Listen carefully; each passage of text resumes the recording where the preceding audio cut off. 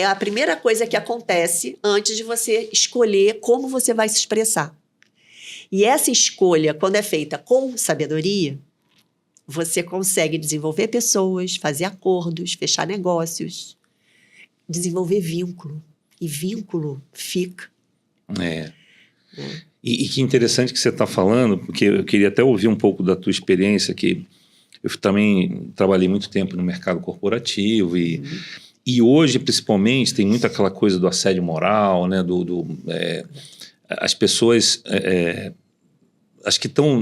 A gente estava até comentando um pouquinho, elas estão mais assoberbadas de funções, de tarefas e às vezes o líder ele entra numa posição que ele se acha no direito de falar de uma forma ou de outra e como é que você tem visto isso um pouco hoje nas empresas e acaba que isso que você está falando é super importante porque do outro lado se criou essa abertura de alguém levantar a mão e dizer não gostei do jeito que você falou comigo, né? E eu vou lá e te denuncio. Isso foi uma forma que as empresas criaram de proteger, né? O mundo está ansioso. Né? Então, a gente, desde a pandemia, né, em que a gente começou a se reorganizar na forma de fazer negócio, de trabalhar, né, até de estudar. Verdade. Isso trouxe para as pessoas um nível de ansiedade muito grande e sequelas até hoje. As empresas, elas tiveram também que perderam pessoas, né, tiveram que se reestruturar. Algumas equipes estão tendo que entregar o mesmo com menos gente. Lideranças estão acumulando funções, às vezes, num nível de direção, elas acabam acumulando funções de coordenação, supervisão. Às vezes até entra no trabalho do analista. Dia mesmo, né? E quando as pessoas veem aquele diretor ocupando esses espaços, eles continuam vendo como diretor, esperando uma postura de diretor e ele não tem. E o cara está aqui. Ele não tem tempo. Então, ele diz não e não diz por quê. Ele dá responsabilidade, mas não dá apoio. Então, eu vejo muito desse tipo de queixa. Que tipo de trabalho eu faço, por exemplo? Quando eu faço um trabalho de coach executivo, eu faço um assessment, entrevistas de percepção, 360 graus. É legal, eu gosto dela. E é muito interessante a forma como ele se percebe, como ele é percebido. E num dos trabalhos que eu achei bacana, assim, que ele se via como um executivo, um líder empático. E foi o que não apareceu, muito pelo contrário. E ele ficou muito surpreso, impactado com aquilo, porque ele é aquele tipo de pessoa hands-on, que ele desce para ajudar, para fazer acontecer, a área está em dia, não sei o quê. Mas as pessoas estão sentindo falta de atenção. Sim. E não é uma atenção de babá, é uma atenção de troca. Uma insegurança. A gente tem isso, né? Isso vem lá do nosso pai, da nossa mãe. A gente tem essa necessidade do líder ser líder também, né? Sim. Não adianta ele querer só ser o amiguinho ou fazer...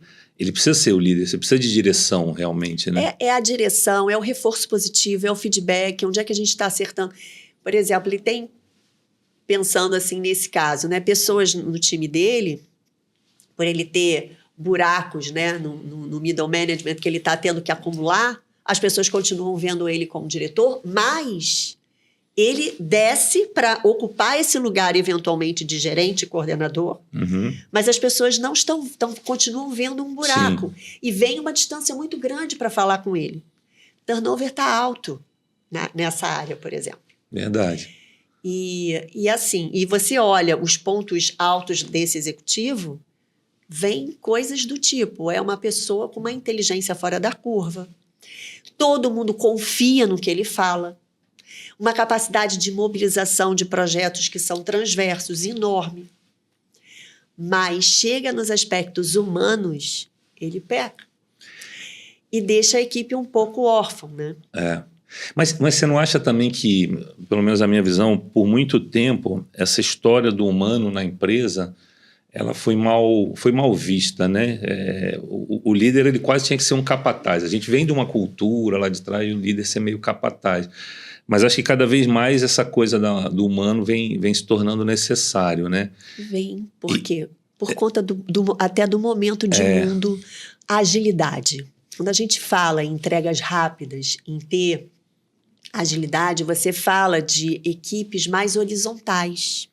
Você fala em montar equipes, squads, com pessoas de diferentes áreas que não têm nenhuma relação administrativa de chefia, mas que tem um líder